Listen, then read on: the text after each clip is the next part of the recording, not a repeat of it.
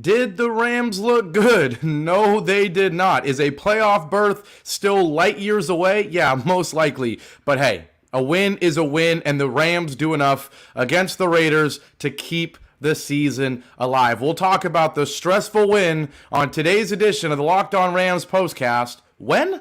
Right now. Let's do it.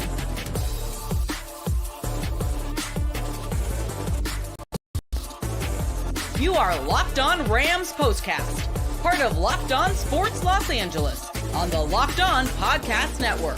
Your team every day. Whose house? What's going on, Ramley? And welcome back to the latest edition of the Locked On Rams Postcast. Coming at you live on the Locked On Sports Los Angeles YouTube channel and after the fact, wherever you get the Locked On Rams podcast feed. If you don't know who I am your host, Gavin Carlson, former credentialed journalist in the Los Angeles area, covering UCLA sports with the Daily Bruin, now a part of the Locked On Podcast Network, where it's your team every day. Our team is the Rams, and boy, did our Rams look... I don't even know what to say after this one. When you're 1-4, you'll take a win however you can get it. But when you're playing against the Raiders, who are terrible, when you knock out their starting quarterback, when they're without Devontae Adams, when they're without, Jacoby Myers, they're without everybody on this team, the Raiders are no good. And yet, despite them turning the ball over 3 times via the Gardner Minshew interceptions, 4 times overall, despite a defensive touchdown, the Rams are at risk of losing this game in the final minutes, but they survive with a 20-15 victory over the Las Vegas Raiders at SoFi Stadium to move to 2-4, to keep that small, slim chance at making the playoffs alive. And boy, I have a lot to say about this one. Rarely do you have a team that's 1-4, you win a game, and yet you're disappointed. But that's kind of how I feel today, I'll be honest. I still have expectations for this team, even with the offensive injuries, and they were not met. But at the end of the day, we're going to take the win, we're going to shut up, and we're going to move on to Thursday and see if we can keep this thing going. First and foremost, shout out to everybody in here. BC and Craig always holding it down in the comment section, as well as everybody else watching it live and after the fact. If you haven't already, subscribe to the channel, leave a like, comment, all that good stuff. You know I'll get to your comments throughout the show. And also, quick shout out to the sponsor of today's show. It is Hillsdale. Today's episode is brought to you by Hillsdale College. Go right now to hillsdale.edu/lockedon to enroll. There's no cost, and it's easy to get started. Now, where we get started today is, I guess, how this game ends. I'll start with this, okay? There were so many times when the Rams should have put this game away. There was one point in this game where the turnover discrepancy, or margin, was 3-0 in favor of the Rams, including a defensive touchdown. The penalties were like 8-1 in favor of the Rams, and it was a one-score game. At the end of this game, the turnover margin is 4-0. The penalties stay pretty much in favor of the Rams, and yet the Raiders are trying to drive down and steal this game from the Rams. How in the world does that happen? How in the world does that happen? That's why I'm going to come out and say this is not a win we should be celebrating, other than the fact that it's a win in the win column. I don't care if Cooper Kupp and Puka Nacua are out. I don't care if the offensive line is abysmal. I don't care that technically the Rams left a lot of points on the field with the missed field goal, the missed extra point. Bro, the Raiders were in the red zone like 4 times and didn't score a touchdown. The Rams defense scored a touchdown. And yet you win by 5 points? The Raiders are driving, or not driving, they didn't really have much of a drive, but the Raiders have 2 minutes in the ball to go win the game? This is a Raiders team that, in my opinion, has one of the worst quarterback rooms I've ever seen in Gardner Minshew and Aiden O'Connell. The starter for the Raiders, who they're planning their system around this week, albeit I think Gardner Minshew is better than Aiden O'Connell, but they're planning for Aiden O'Connell to be the starter this week. He goes down early. Gardner Minshew comes in, immediately shows you why he's been benched multiple times in his career. He's turning the ball over left and right, interceptions, fumbles, scoop and scores for the Rams. And yet, the Rams have the ball, 4th and 1 early in the game, they get stuffed. Another time they have 3rd and 1, they lose 3 yards, so they can't even go for it on 4th down. Josh Riccardi misses a field goal. Josh Riccardi misses an extra point. Even on the last drive, the Rams just need a couple first downs to put the game away, and they can't even do that. Matthew Stafford throws a costly interception on a tip ball, not really his fault, but so many mistakes make this game close. And all the Rams have been doing this year is playing close games. And sometimes you can say, and I've said it on the show, oh, maybe it's there's an aspect of luck. Was that Lions game a brutal game that had some bad luck, including the overtime coin toss? Yes. Did the Bears game have all sorts of bad luck and bad vibes, and did we outgame them basically the whole game and outplay them the whole game? Yes. And lose still? Yes. But at the end of it, even the Packers game, right? We talked about it on the postcast 2 weeks ago. Couple key plays turn that game the other way and the Rams win. But at the end of the day, you can't keep losing close games or making games that shouldn't be close, and complain and blame it on luck. At the end of the day, you got to put teams away, man. This is a ridiculous game. Let's be honest. As BC says, the offense was terrible. What a terrible game. Offense was terrible. Doesn't look like a playoff team. Absolutely not. You're right. The Rams end up getting outgained by the Raiders, which is embarrassing. The Rams go 2 of 10 on 3rd down, But the Raiders go 3 of 15. This was one of the worst football games I've ever seen. Let's be honest. And so when you watch a game that bad, when you've seen a season be as bad as this one has been at 1-4, you think you would say, take the win and run. And part of me does say that. But there's some concerning stuff, man. And there's some stuff that I don't think Cooper Kupp coming back alone will fix. And Puka Nacua eventually. And maybe an offensive lineman here or there. The fact that you have a 4th and 1 and you don't get it. The fact that you have a 3rd and 1 and you lose yards and then you can't go on 4th. The fact that you miss field goals, multiple. The fact that the Raiders have one competent receiver on the whole roster right now, and it's a tight end, Brock Bowers, and he's open every play. Like, come on. I should not be ranting after a win. I should be giving you the nitty-gritty of what happened late in this game. We won by 5 points. I should be telling you what happened on the final couple of drives.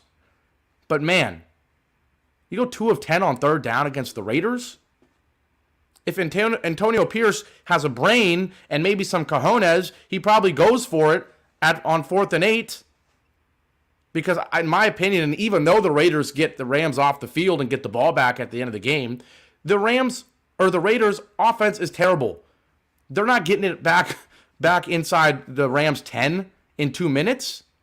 4th and 8 at the 8 is the Raiders' best chance at scoring a touchdown, and they kick a field goal. Mind you, we didn't even earn the right for it to be 4th and goal from the 8. There was a false start. It should have been 4th and goal from the 3. The Raiders did everything they could to lose this game by 40 points. I don't think I've ever seen a game where the worst team, the less talented team, a weaker coaching staff. Sean McVay is a way better coach than Antonio Pierce. The Rams roster, as depleted and young as it might be, is way better than this Rams roster. And that alone should spell, and then the Rams are at home, right? All of that should spell the Rams are coming off a bye. All of that should say Rams win by 10. Then you throw in the fact that the Raiders turn the ball over 4 times. The Rams score a defensive touchdown. And the Raiders also go 0 of 2 in the red zone. They have 10 penalties for 80 yards to the Rams 3 for 28. The turnovers was 4-1. Apologies. I keep forgetting to mention the Stafford interception. But come on, man. You read the box score. 4-1 turnover margin. 80-28 penalty yardage, 10-3 penalties. 1-0 defensive touchdowns in favor of the Rams. Rams better roster, Rams better coaching staff, Rams at home. And they easily could have lost this game if Gardner Minshew had a brain, if Antonio Pierce had some cojones, if the Raiders had maybe one healthy receiver. Rams easily lose this game. And that is inexplicable. Rams end up only having 52 plays to the Raiders 75.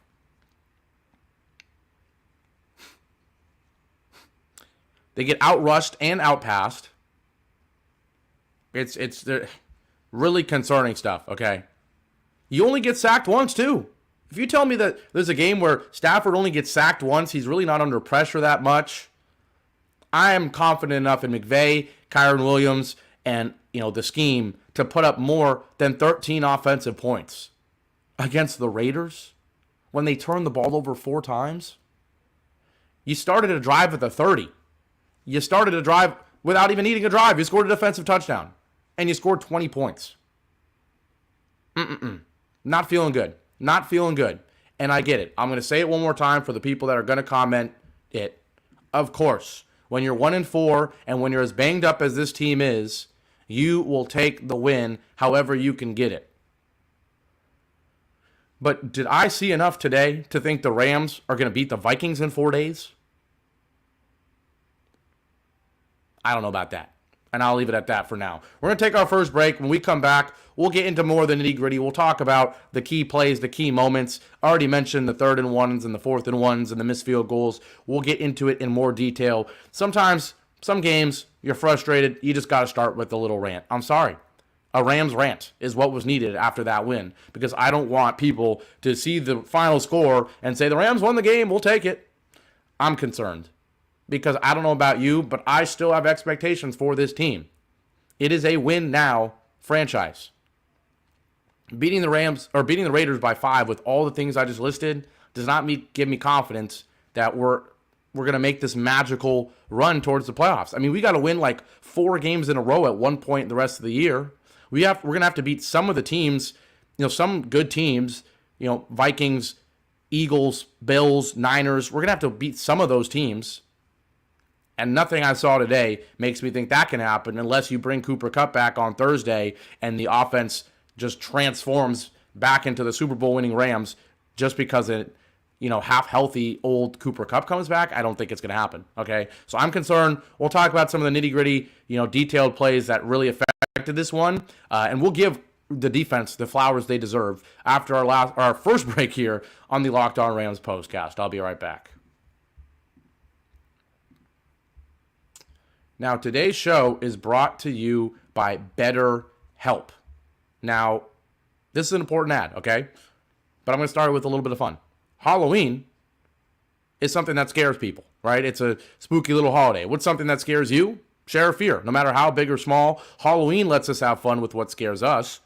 But what about those fears that don't involve zombies and ghosts? Therapy is a great tool for facing your fears and finding ways to overcome them. Because sometimes the scariest thing is not facing our fears in the first place and holding ourselves back. If you're thinking of starting therapy, give BetterHelp a try. It's entirely online, designed to be convenient, flexible, and suited to your schedule. Just fill out a brief questionnaire to get matched with a licensed therapist and switch therapists anytime for no additional charge. Overcome your fears with BetterHelp. Visit BetterHelp.com/lockedon today to get 10% off your first month. That's BetterHelp, HELP.com/lockedon. All right? It's important. Do it. Do it. Do it. And today's show is also brought to you by Hillsdale College. Time is our most precious commodity, so don't waste it scrolling through the same mind-numbing content for hours and hours. How can you spend it wisely to improve yourself? History, economics, the great works of literature, the meaning of the U.S. Constitution. Did you study these things in school? Are you spending time thinking about that instead of mindlessly scrolling? Probably not. Even if you did learn these things in school, maybe it's time for a refresher. Time and technology have changed a lot of things, but they have not changed basic fundamental truths about the world and our place in it.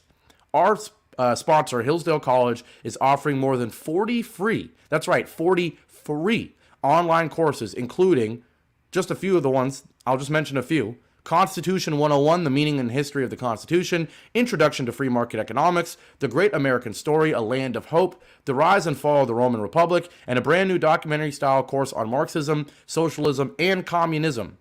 All right? So go right now to hillsdale.edu/lockedon to enroll. There's no cost, and it's easy to get started. That's hillsdale.edu/lockedon to register. hillsdale.edu/lockedon. Locked On. Back here live on the Locked On Rams Postcast here on the Locked On Sports Los Angeles YouTube channel. I am Gavin Carlson, a former credentialed journalist in the LA area. I've covered UCLA football. I've been at the Rose Bowl. I've been to SoFi, not with the credential, but a Rams fan and a happy one today. I guess we do win. We will certainly take that. When you're 1-4, you'll take a win however you can get it, but a concerning win because there was many times, and right now I'm going to go through those many times where the Rams could have put this game away, and yet they let the Raiders stick around. They let the Raiders make it an even closer game, and they almost let the Raiders come back and win this one, which is concerning in my mind. I mean, the Rams offense didn't show up at the beginning of this game. 2 punts to start, then a turnover on downs, and then another punt. So you go 0 for 4 in your first 4 drives. Crazy stat coming in. The Rams had the least amount of first half touchdowns in the entire NFL. Less than the Carolina Panthers. Less than these Raiders. Less than those awful Cleveland Browns. At least the offense is awful. Name the horrible offense. The Tua-less Dolphins. Any offense you can think of. The Rams are worse than them in the first half of games. Crazy. And they show it again today. They go 0 for 4. The Raiders, luckily, are terrible, but they do have one decent drive where they get down to the Rams 20, and Daniel Carlson hits a 38-yard field goal to make it 3-0 Vegas. Now, awful stuff. The Raiders only get 3 points despite the Rams' struggles, and then the Rams' defense, which was already solid, starts turning things on to the nth degree to say, hey, wake up, SoFi. Hey, wake up, offense. Who would have thought the defense would be the unit to get things going? And it starts with one of those patented Gardner Minshew interceptions. He tries to throw into Brock Bowers. Kobe Durant, steps in front of the pass, makes a great interception. There was a penalty on the Raiders, whatever. So the Rams take over at the Vegas 47. So you're in Raiders territory, and that's why it only takes a few plays for the Rams to punch it in. Kyren Williams goes for 9, then Kyren Williams goes for 2, then a huge 23-yard pass to Colby Parkinson on a little easy, Rams type of motion, play action, wide open guy for 23 yards, and then one play later, Kyren Williams from 13 yards out scores a rushing touchdown. So despite as awful as the offense was, going 0 for 4, including a costly 4th and 1 where you get stuffed, thanks to the defense, thanks to holding the Raiders to 3 points through a quarter and a half, and thanks to an interception, the Rams go up 7-3 somehow, some way. And then what does the defense do? They say, the LeBron meme, turnover, I got one more for you. 2 more for you. Whatever the LeBron meme is, 1 more for you right here. But this one, you score a touchdown. Raiders doing Raiders thing. Minshew sacked by Durant again. He has a huge game. First interception, then a forced fumble here. This one, Cameron Curl scoops it up, runs it in, easy touchdown. It's 14-3 Rams, despite us getting outplayed. Thanks largely to the defense, right? Not only does the defense have one of the 2 touchdowns, but they also have the turnover that puts the offense in plus territory before the drive even starts. Now, Rams do give up a drive in the final minute and 14 where the Raiders are able to go down, get to the 29 and score and hit a field goal to make it a 1-score game. That was a little disappointing. That's kind of the first moment where it felt like, all right, Rams are in a position to make this a blowout. You're up 14-3. The Raiders have a 1-minute drill, not even a 2-minute drill. You're thinking, all right, you get to stop here. You go into the half up 14-3, and you start with ball after half. You can go up 17-3, or 21-3, and this ball game's over. But instead, Raiders drive with Minshew and Brock Bowers and nobody else, and they get a field goal. They make it a single score game at half, and now things are more interesting than they should be. And then what does the Rams offense do? It responds with back-to-back punts to start the second half. So once again, Rams offense looking terrible. A 3-and-out on the first drive, which just has incomplete pass, end around Xavier Smith, incomplete pass, punt. That's not going to get it done, all right? The run game wasn't great today, but it was good enough to, have Kyren Williams carry a single time there on that opening drive. Nope, nothing happens. Second drive, they try to get the run game going. Kyren Williams only gets 2. Stafford goes short for 9 for a first down, but then Kyren Williams only gets 1, 2 short of a first down. 3rd and 2. This was a key play for me. 3rd and 2. If you get a yard, you're at the Vegas 41. Because once again, don't even mention, The defense does its job on the Raiders' first drive of the half, gets a stop immediately. They only get 2 yards, and the Rams start the ball at their own 40 for their second drive of the second half. You're right there. You're already at midfield, basically. You get to the Vegas 41. It's 3rd and 2. Of course, this is 4-down territory. It's 3rd and 2. If you get a yard, it's 4th and 1. You're going for it. Even though you've already gotten stopped on a 4th and 1, of course you're going for it. But 3rd and 2 becomes 4th and 5 because you can't even have a running play where you don't lose 3 yards. Offensive line, come on. Kyren Williams gets stuffed, loss of 3, predictable call, run up the middle on 3rd and 2, and 4th and 5, you're forced to punt the ball at the Vegas 44 because you can't even avoid a negative play on 3rd and 2, let alone get the first down. So at this point, I'm thinking, oh man, you should have been up 14-3 at half. It's 14-6. Your defense still does its job on the Raiders' first drive, but 2 awful offensive drives gives the Raiders the ball. Still a 1-score game. That was the second time that this game should have been put away. First half, right before the half, there as well. Concerning. Then what's the next time? Luckily, the Rams defense was on one. Another interception. This time, it's McCall who makes a great play. Minshew stinks, man. I think this was the one that was deflected. It was a bad throw by him. Nonetheless, he's no good. And he's still better than Aiden O'Connell, which is why I think this is one of the worst QB rooms I've ever seen. But Minshew pick on just the 3rd play of the drive when the Raiders are at their own 24. So the Rams start at the Raiders 31, okay? The only other time they scored a touchdown was when they started in Vegas territory. Once again, they start in Vegas territory, this time at the 31. And luckily, as bad as the offense was, there was 2 drives where you had to score a touchdown. It was those 2, and they scored on both of them. Here, it took just 2 plays, Stafford to Johnson for just a yard. Xavier Smith runs the end around for 24 before on 1st and goal from the 2, Kyren Williams punches it in. He might not have huge games, but he's able to punch in touchdowns. It's what he does. 9 straight games with a touchdown. This time it's 2 touchdowns, and it's 20-6 Rams. It's 20-6, not 21-6, because of a missed Josh Riccardi extra point. Just so many little things where it feels like this game could have been put away multiple times. But at this point, I'm okay. Should it be 27-6 or 21-3 or 24-3 or something like that? Yes. But 20-6 at home, you're feeling like against this Raiders team, you're thinking, okay, this one's over, right? Defense doesn't really lock down. They allow the Raiders to have a decent drive, but they hold them to 3. So it's 20-9. You've got the ball with just a few minutes left in the 3rd quarter. You have a nice long drive here. You get it into the 4th, and you at least get a field goal. You're back up 2 touchdowns. This ball game's over, right? The last thing you could have happens. A quick turn of events, a quick interception. Keeps the Raiders in this one. I don't know who to blame on these types of interceptions. I've said it before. I'll say it again. I don't know if this is just a bad read. You can't really call it a bad read. I mean, obviously, it's the read that results in the interception. If you don't know what I'm talking about, Spillane, the Raiders' middle linebacker, makes it look like he's going to blitz. He's, up against the line of scrimmage in that double-A gap kind of look. The second Stafford snaps the ball, he backs out. Stafford's making a quick throw, expecting it to be a blitz. Instead, it's not. Spillane tips the ball. It's intercepted by Hobbs. They return it for 35 yards, to the Rams 14. It's a difficult play if you're Stafford. There's not much you can do. You look at the pre-snap coverage. You think a blitz is coming. You adjust it. You make the read you're supposed to make when the blitz is coming, but the blitz wasn't coming. So that's just kind of one of those ones where tip the cap to the play calling for the Raiders. Unlucky that it was tipped up instead of tipped down.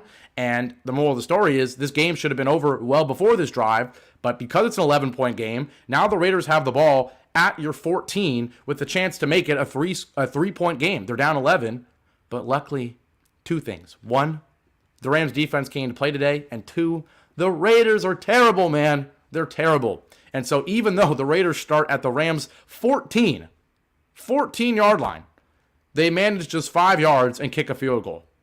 Down 11. Okay, it makes it a 1-score game. But you started at the 14, we will take it. So defense does its job. Once again, Rams have a chance to put this game away. We're now into the 4th quarter. The Rams have a nice long drive where they get it basically under 10 minutes, right at 10 minutes. You get in position. On 3rd and 12, would have loved to see a better attempt than a throw out of bounds from Stafford. But you've done your job. You give Josh Riccardi a nice chip shot, 35-yard field goal to make it a 2-score game again, put this game away. What does he do? He misses it. So I'm losing count of how many times the Rams should have put this game away.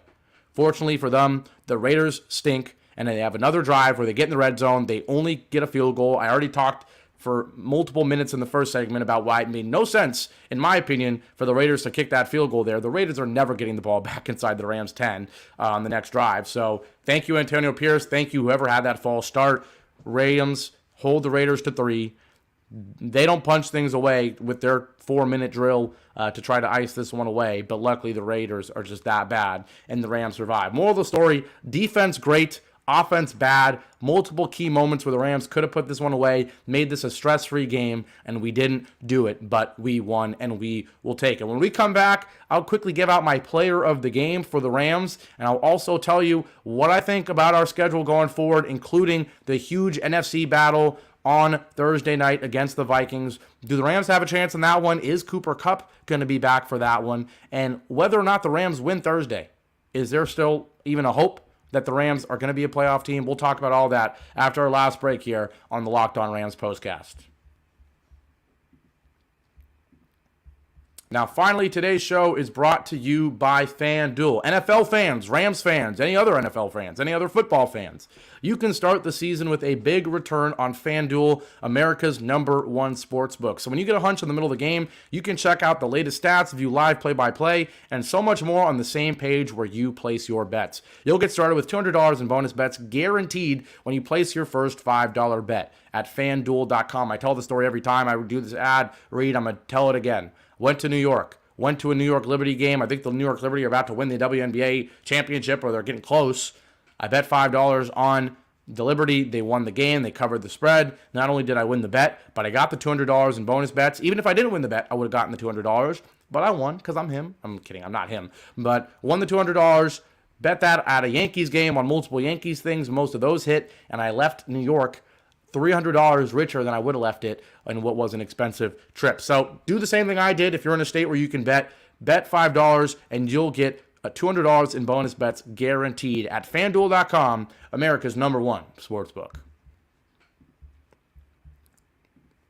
Back here live on the Locked On Sports Los Angeles YouTube channel one more time. This is the Locked On Rams Postcast. I'm Gavin Carlson, and the Rams are victorious for just the second time in 7 weeks. 2-4 now. Of course, we did have our bye. We're 2-1 at home, including an impressive win against the Niners. And oh, by the way, I think someone said in the comment section, the Niners did get embarrassed by the Chiefs. I mean, most teams do, but they lost by 10 at home.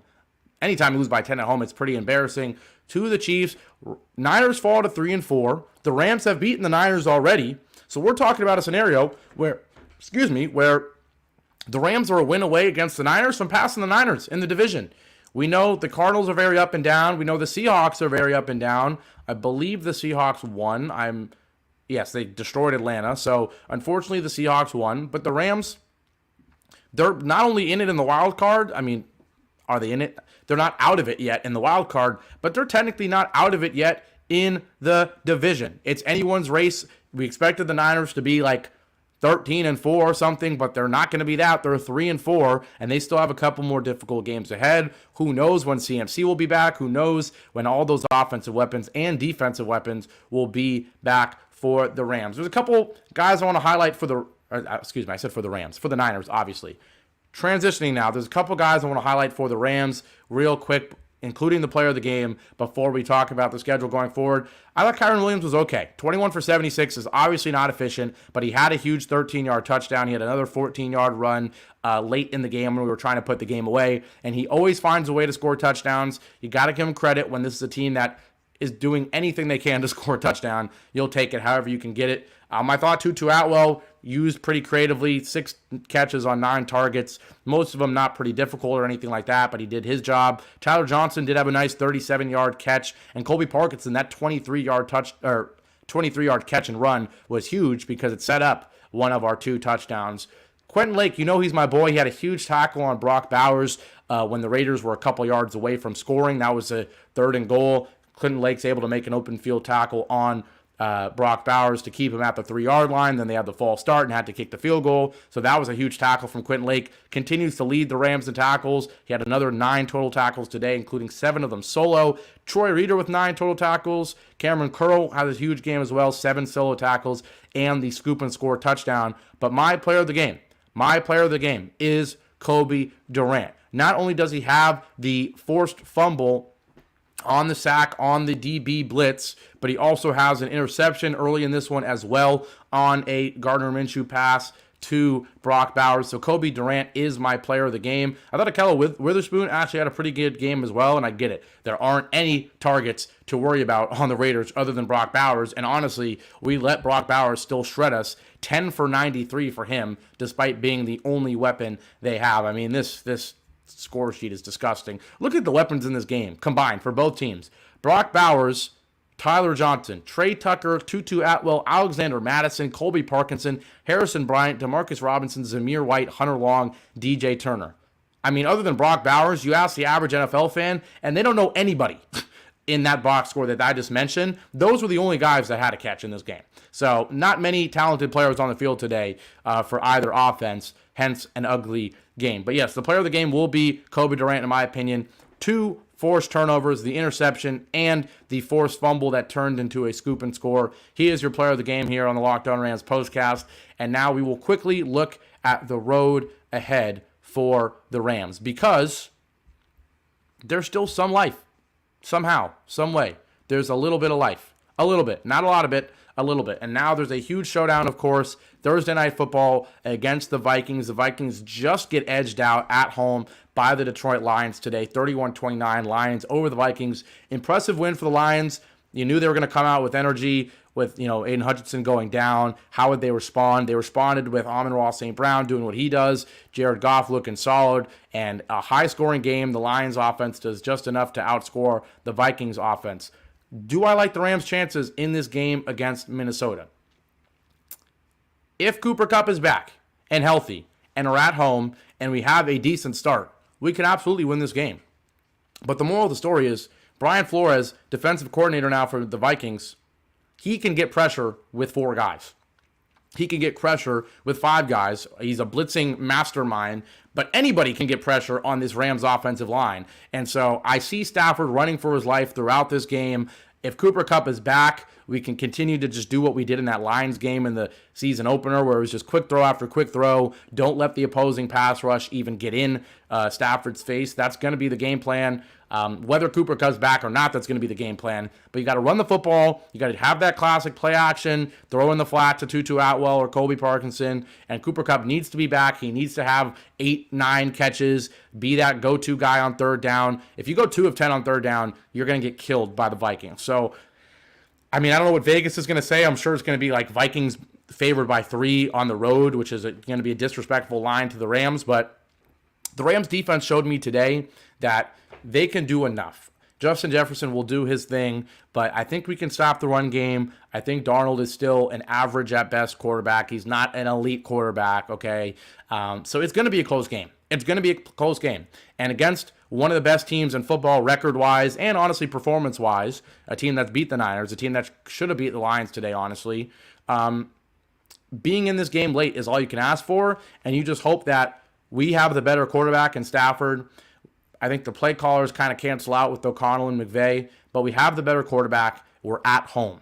And so hopefully that is enough to escape with a win, especially with Cooper Kupp coming back. If you win that game, you're 3-4. Then you go to Seattle, which is going to be tough. Then you're hosting the Dolphins, but at that point, Tua is going to be back. So you beat the Vikings, you go to 3-4. Maybe you split those next 2. You're 4-5. You have to beat the Patriots to go to 5-5. Probably lose to the Eagles to go to 5-6. Saints have fallen off at this point, so it could be 6-6. Then you split one of the 2 against Bills and Niners, and you're 7-7.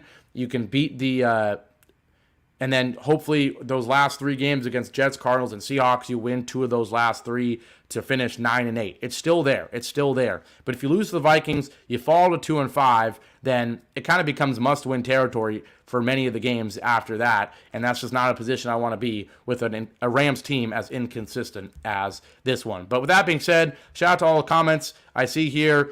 Carlos just telling it like it is. He says they being the Rams, are horrendous, bad coaching, terrible defense, even terrible offense, and now a terrible kicker again. This team is horrible. It's a fair conclusion after a win like that, but it is still a win.